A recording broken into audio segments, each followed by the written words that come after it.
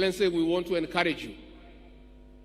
The measures that you have come up with to get back the economy of this country on track through prudent and pragmatic interventions is what will bring about the third liberation.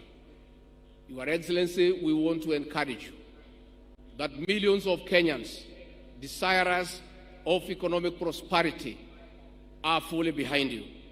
We want to encourage you that many Kenyans, though quiet, have confidence that the measures you have come up with will improve the welfare of the Kenyan people.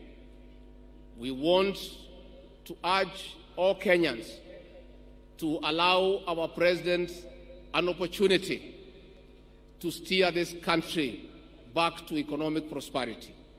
Your Excellency, we want to urge our leaders to continue being steadfast as they support all the legislative measures that your government has proposed in the National Assembly to allow this country to get away from public debt and fund our own development and recurrent expenditure.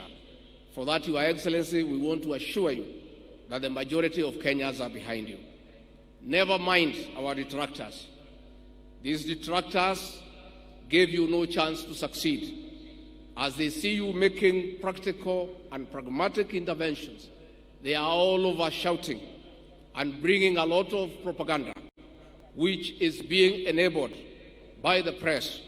And we don't mind, because the press, as you all know, were part and parcel of the Azimio brigade. And therefore, Your Excellency,